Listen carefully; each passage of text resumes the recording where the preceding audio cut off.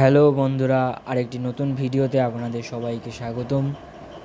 আজকে আমরা আলোচনা করব আইপিএলের কিছু গুরুত্বপূর্ণ আপডেটস নিয়ে, যেখানে কলকাতা এবং আর নিয়ে বিশেষ কিছু ভালো আপডেট রয়েছে, তার সাথে চেন্নাই নিয়েও কিছু আপডেট রয়েছে। তাই অনুরোধ রইল, বেশি দেরি না করে ভিডিওটি শুরু করব এবং আপনারা শেষ পর্যন্ত ভিডিওটি দেখবেন এবং ভালো লাগলে একটি লাইক এবং চ্যানেলটিকে সাবস্ক্রাইব করে তার পাশের বেল আইকনটিকেও অন করে দেবেন। তো প্রথম যে আপডেটটা, যে ফিল্ডিং কোচ দিশান্ত ইয়াগনিক, সেই ফিল্ডিং কোচকেও এখন ছেড়ে দিয়েছে। তো ইতিমধ্যেই দেখা যাচ্ছে যে কোচিং সেট আপ, সেই কোচিং সেট আপটাকে পুরোটাই চেঞ্জ করতে চাচ্ছে, যার ফলে তারা ফিল্ডিং কোচকেও ছেড়ে দিয়েছে এবং তার সাথে প্রথমেই রাহুল দ্রাবিড়কে তারা ছেড়ে দিয়েছিল, যার ফলে তার পরের থেকে শোনা যাচ্ছে যে সঞ্জু স্যামসন হয়তো টিমে থাকতে পারে, আর তাকে ট্রেড নিয়েও সেরকম আপডেট আসছে না। এবং কুমার সাঙ্গাকারা, যার কথা হচ্ছিল যে ছেড়ে চলে যেতে পারে, সে হয়তো এখন হেড কোচ হতে পারে। এবং সঞ্জু স্যামসনের সাথে কুমার সাঙ্গাকারার সম্পর্ক অনেক বছরের এবং দুজনের খুবই ভালো সম্পর্ক।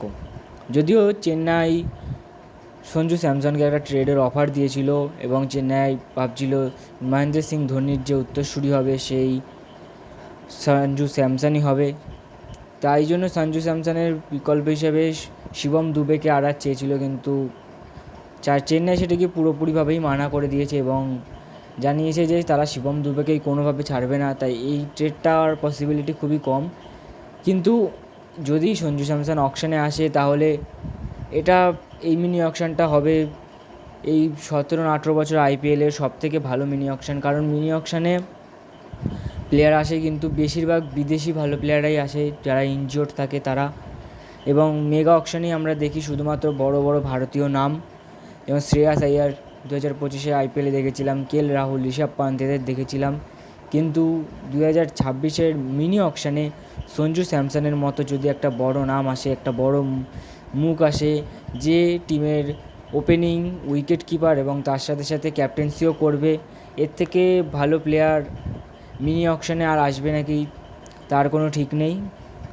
তাই জন্য এখনও ঠিকভাবে বলা যাচ্ছে না যে সঞ্জু স্যামসনের ভবিষ্যৎ কী হতে পারে, সে এর সাথে থাকবে নাকি সে মিনি অকশানে আসবে। ট্রেডের পসিবিলিটি পুরোটাই কমে গেছেই বলা যেতে পারে।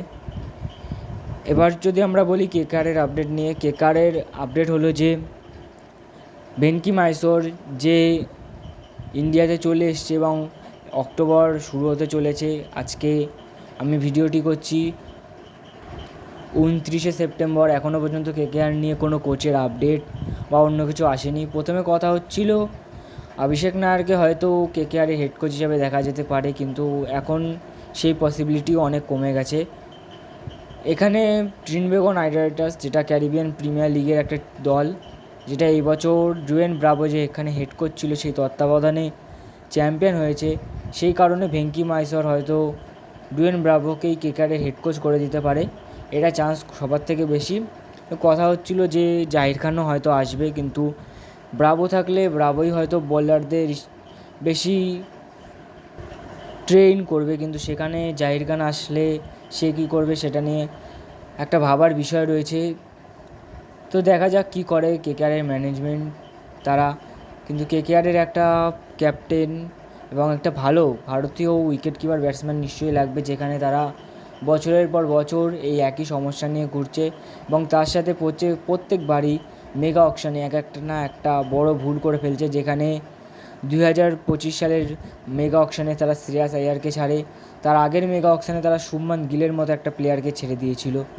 তো কেকেআর অনেক ভুলই করে মেগা অকশানে, যার ফলে তাদের পরবর্তী দুটো সিজন খুবই খারাপ যায় এবং লাস্টের সার্কেলে যে তৃতীয় বছর সেটা হয়তো একটু ভালো যায়।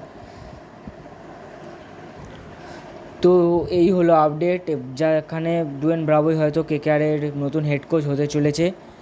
এবং ইয়ন মর্গানের নাম শোনা গেল।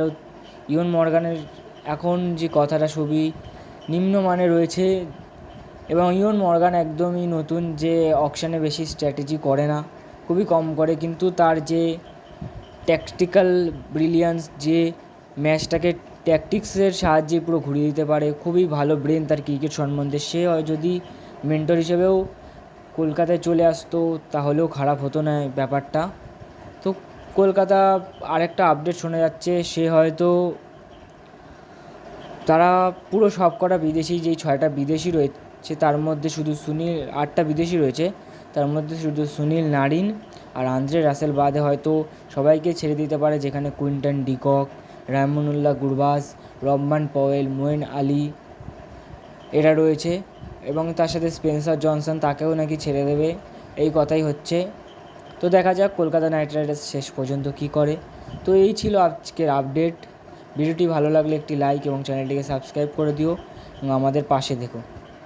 ধন্যবাদ, আবার দেখা হবে নেক্সট ভিডিওতে।